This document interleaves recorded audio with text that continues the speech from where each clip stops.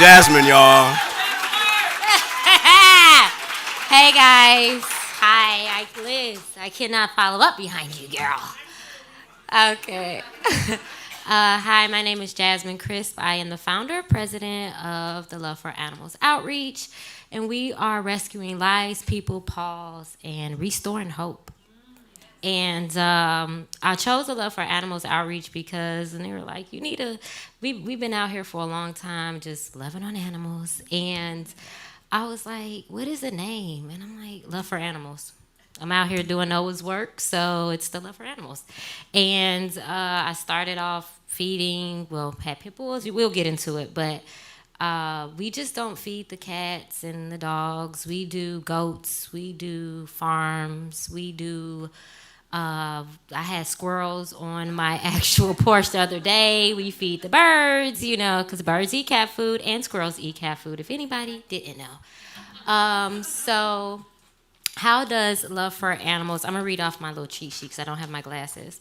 So, how does Love for Animals rescue? So, we rescue by changing the environmental for the people in the paws in the urban communities. So what I mean by environmental, it's the environment, but it's also the mentalities in the environment. So we are all about changing that up, learning, letting people know it's okay to love on animals, love on your community, love the people in your community, and it's okay to give back.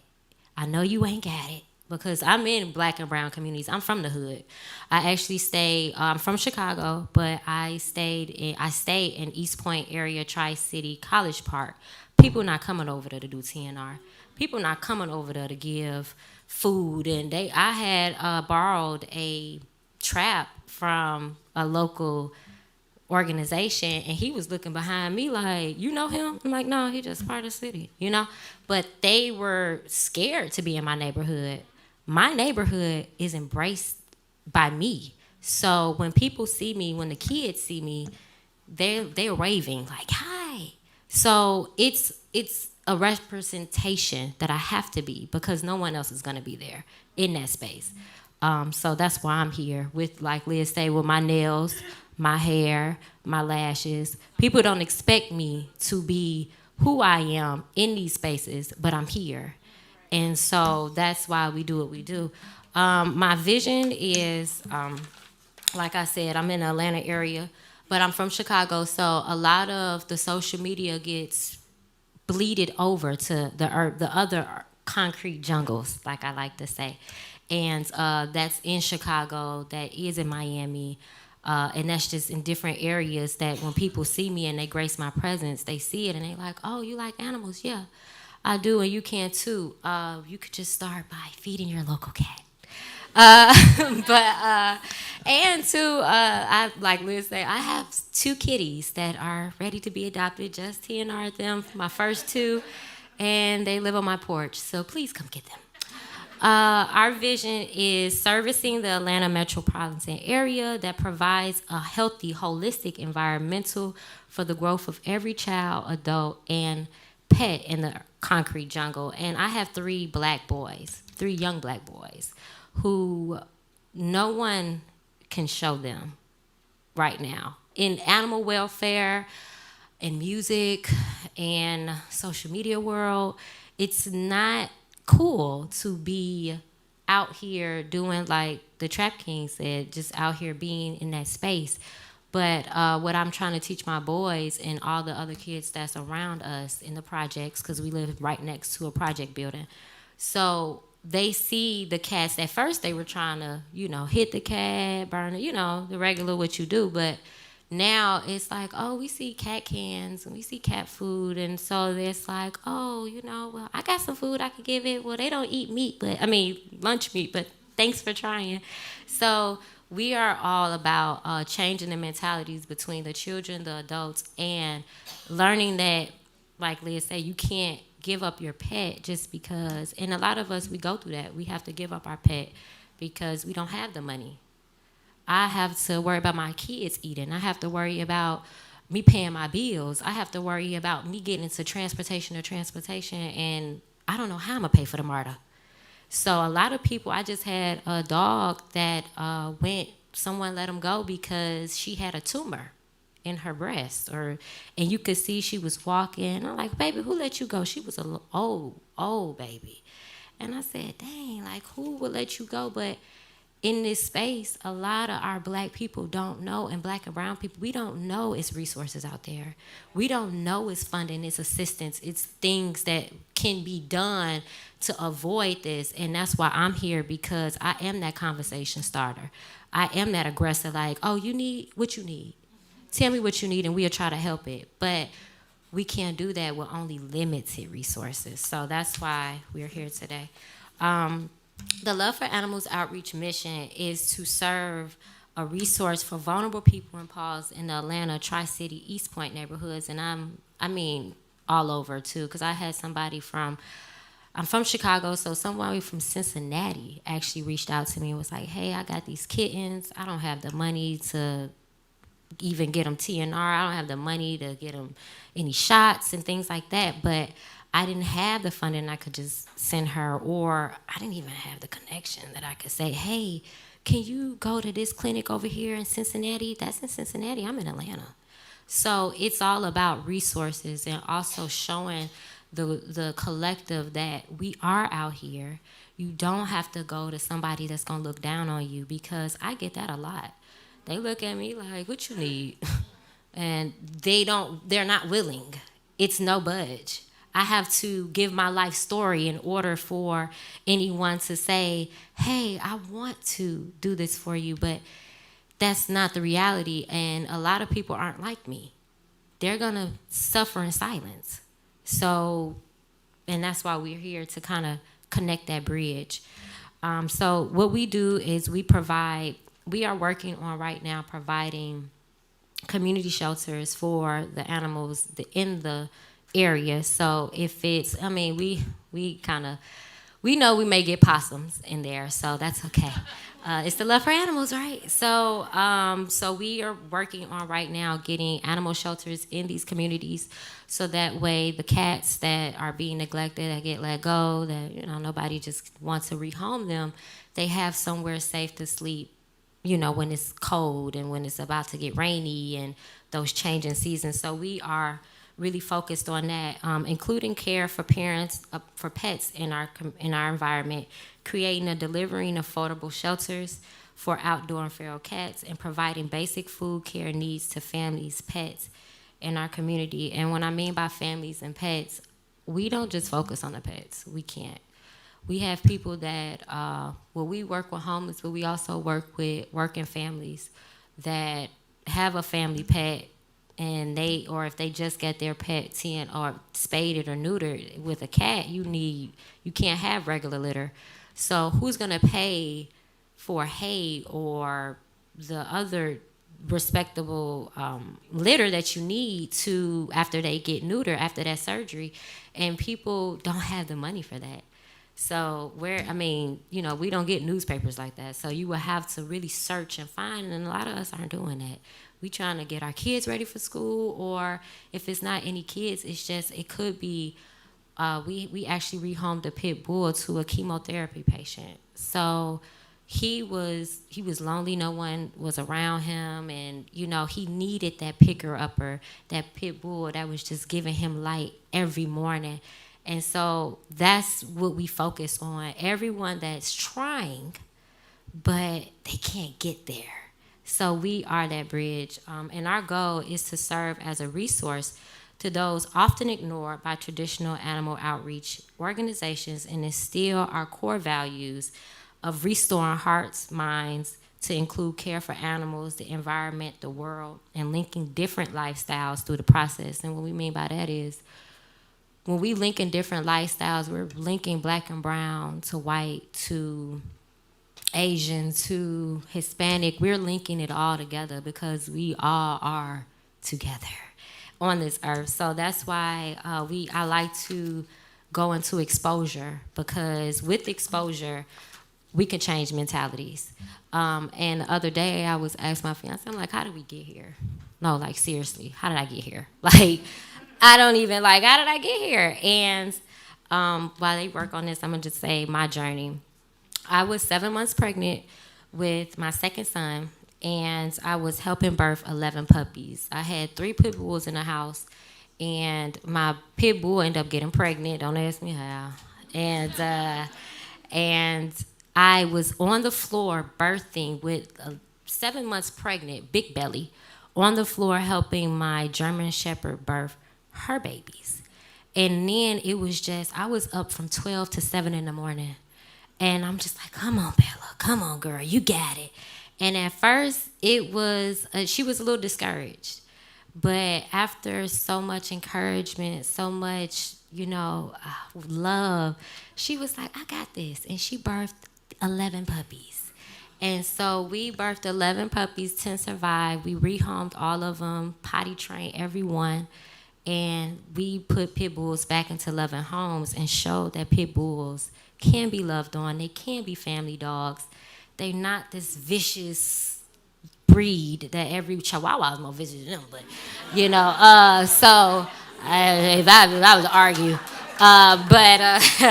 So, so we rehomed everyone. And when you see the pictures that come up, we end up getting homeless with my 2 babies, my newborn child, my son, who was 5 at the time, and my 3 pit bulls, because as I said, we had 13, but we rehomed 10, and then we had 3 with us. And so they were my fur babies with my 2 human babies.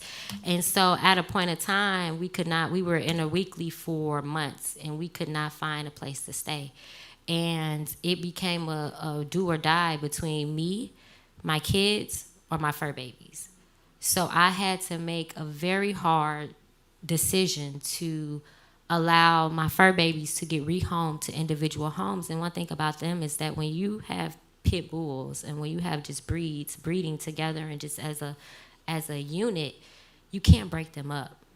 I can't say I'm gonna keep this dog and not this dog, because when she's home, she's yearning and missing the other 2.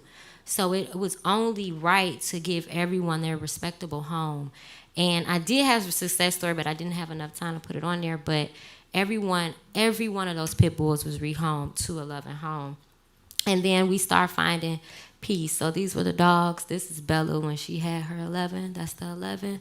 That's her with my babies. And this is when we was in a weekly with my newborn son.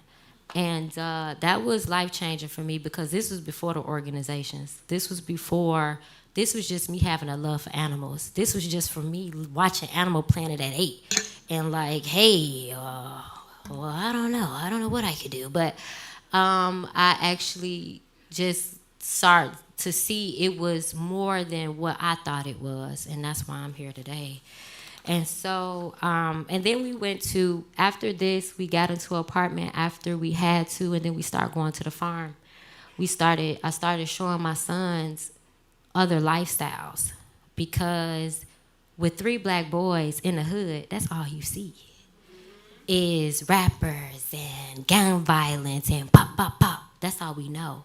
And so I wanted to bring them into something a little bit more culture, a little bit more in depth of what's going to give them life skills, not just them feeling bummed down by their environment and what they can't do.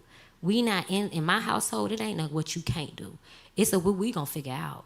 And so with 3 boys, I have to be well, both of us are we're parents. So on my side, I try to do different encounterments, and we bring other children into that as well.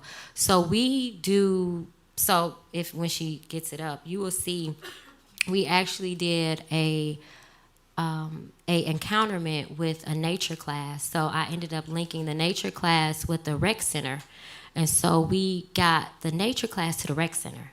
And so now it's an ongoing class that in this rec center in the hood, where we have a lady come out and teach them about the earth, teach them about, I'm the animal element, but the lady that we had ended up bringing in that I connected to this rec center, she was the nature side of it. So we want them to learn about farming. We want our kids to learn about other things other than the other professions that is publicized. Sorry. we want them to learn about different professions in animal welfare because again this is Noah's work. So we're just picking up, we're just doing what we need to do as of people, as of humans, as of beings, to just love on the unfortunate, the ones that can't love on themselves sometimes, the ones that can't feed themselves or can't hunt. And so we do that. And with this, with the community, our biggest focus is, I'm gonna just read off of what I got since they don't have it. With that, we help coordinate again the 6 month after school nature program. They said it should be about 6 months, but we know that it's gonna prolong for more because I just was on the social media the other day, and they have classes 2 times a week. And this is from us getting out there and showing them, hey, let's connect our kids to this movement that we're doing. And so from there, I had to just coordinate it with some other community leaders for the Youth of Change. So it's a day in Atlanta that we brung different people. I'm the animal person, but we brung rappers, we brung sheriffs, we brung just all different type of community leaders, and we spoke about the social injustices in our communities for our youth. And that's what we're trying to do. We're trying to change the mentalities for our youth because our tagline is changing the environmental. So we hope to broaden horizons, give our kids and their parents, because we do field trips. So we'll get that later on, but we do field trips, and this is the class that we did, but and that is going on now. But I said that to say we do field trips to broaden horizons, to make encounterments, because a lot of these kids have never fed a goat or have never been on a farm or have never did a class like this. So a lot of kids like, I can eat rosemary, and it was like, yeah, you can eat rosemary. So they are really intuitive, and if you start them young, if you let them know young, like, hey baby, you could do this, they they will be the generation that we aim to see, right? um let's go. So regardless of the educational, we give back. We do, like I said, we go on the farm. We actually work with a couple of farm leaders that have their own farms, and like right now we have a goat called Angel, and she is special. So she's both. So she's a woman and a male. And so we're just trying to get her some grazing jobs and things. But we actually bring the kids to learn about her, and we're trying to get more kids to learn about her and just learn about the farming and just to learn and help. So we give back to like Lifeline, and we highlight pit bulls and things like that. Those are my two boys. And it was eye opening for them because they never been to a shelter and they didn't know how pit bulls live. And they was like, wow, why are nobody getting them? Why is nobody rehoming? I said, well, that's why we're here. And so with that, we do the farming, and we just try to do the field trips. We feed cats, and that's another thing. That's why we say we love for animals, because we feed all the cats in the area, in our respectable area. So we don't go any further because we don't have the resources to go any further. We can only do what's in our area. And this is what so our day to day, because we do a lot. So our day to day is the kitty soup kitchen, is what I call. Okay, the kitty soup kitchen. We do rescue shelters, youth field trips. Currently working on a youth curriculum for colleges and preschoolers, and trying to get them encountered with the things that we do and whatever we do. If we're farming, or if we're planting, or if we're going to encounterments, field trips for them and their parents is where it's at. And I wanted to finish with a little bit of poem beat to kind of let people know the community I serve and the community I'm here to represent. I'm from the hood, like I said. We deal with a lot of gun violence. We deal with a lot of, I'm not taking my child to the park. I'm not.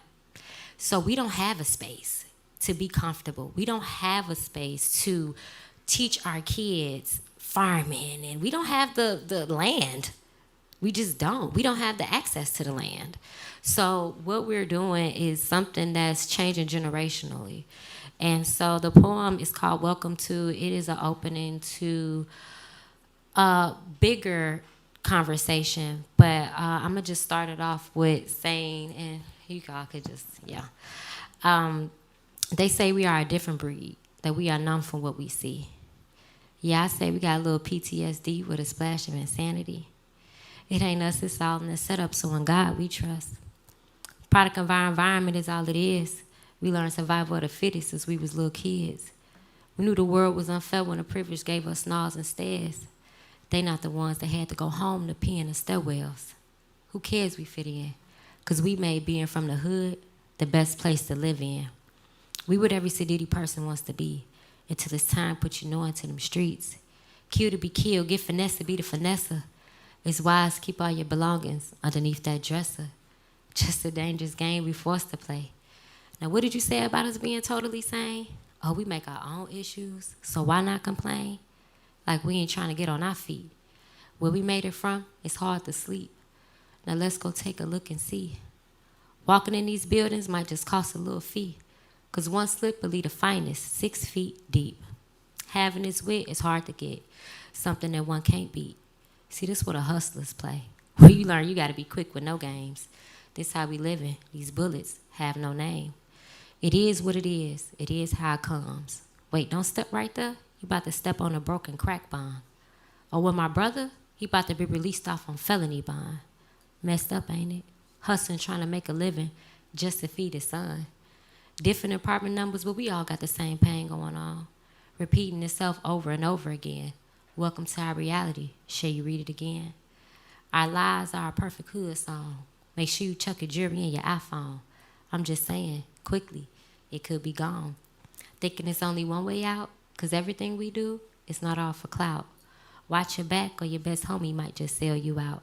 Or set you up. We always taking risks of being faced with the end of a barrel from a gun. We just trying to get to school. This ain't even for fun. We trying to figure out math equations while battling with demons that's nothing far from basic. We inherited drinking, tricking, and bad credit. We were 6 years old, we all had a debit. They ain't never even been credited.